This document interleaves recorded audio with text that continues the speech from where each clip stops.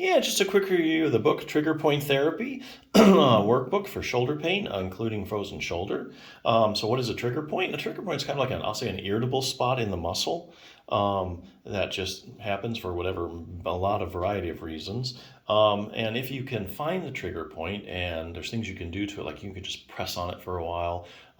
Stretching is good for trigger points. You can take a tennis ball and massage it, or you can massage it with your finger, make little circles. Then you can again get rid of these trigger points, and then usually your pain is going away. So that's kind of the theme of the book. It's divided up into around 20 or so sections. The first section is like locating and treating trigger points. So that's the first thing. You got to figure out how to find them and locate them. And then when you find them, what do you do to them? The second one is a trigger point location guide. So trigger points, a lot of them you can typically find in the same spot in a lot of different people. So in other words, like this is a common place for a trigger point in this muscle. This is a common place for a trigger point in that muscle. So that's kind of what the location guide is about. And the rest of the book chapters is basically just everyone is a muscle, and so it names all the muscles. And so I think there's like 20 of them it covers, like the trapezius, paraspinals, that's the muscles on either side of your spine, like your neck, your biceps, your deltoid, all the muscles that could be giving you pain. And the other thing too is they refer pain. So if you find a trigger point and you press on it, a lot of times it will send pain out to other areas. So the problem really isn't in the other areas, it's actually in the trigger point. So that's why, you might sometimes want to treat the neck, trigger point in the neck for shoulder pain, because little trigger points in the neck can refer pain to the shoulder. So yeah, if you haven't tried this, you have shoulder pain, and you haven't really done any trigger point therapy, I think this is a good resource. There aren't that many good solid shoulder books out there. Now, if you have, I'll say this, another one I know of, if you have a torn rotator cuff, which is common as well. If you've ironed out all the trigger points and you're still left with, hey, I'm still having some pain, even though I got rid of my trigger points, sometimes you might need like strengthening or just increase the mobility of your shoulder. This is one good resource, a 6-minute torn rotator cuff solution. It says for seniors, but perfectly suited for athletes. Real briefly, this book kind of first starts out telling you, what is the rotator cuff, what it does, where it's located. It's a group of muscles that really stabilizes your shoulder joint.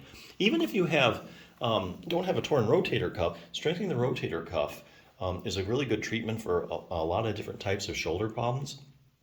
The shoulder is a shallow ball and socket joint, and most of the stability of it depends upon the rotator cuff. So if you strengthen the rotator cuff and you keep the ball firmly in the socket, you're going to eliminate a lot of other issues by increasing the stability.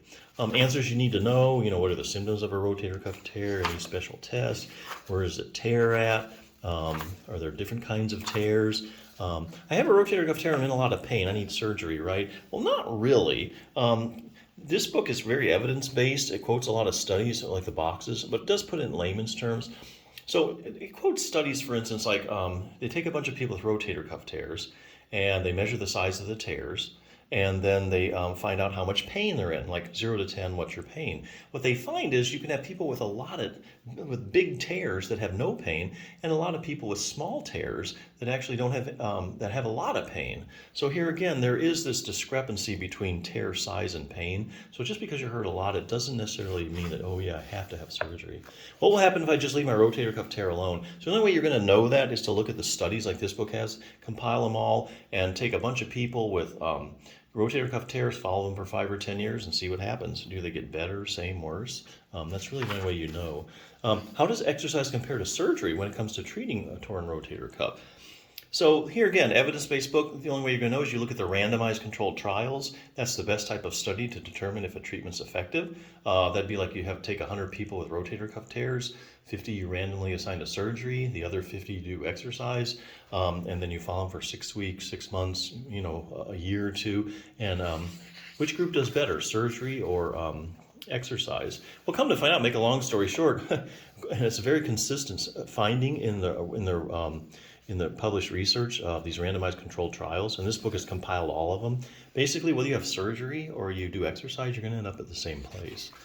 So to that end, the book ends with an exercise program. It has 3 different levels: beginning, intermediate, and advanced.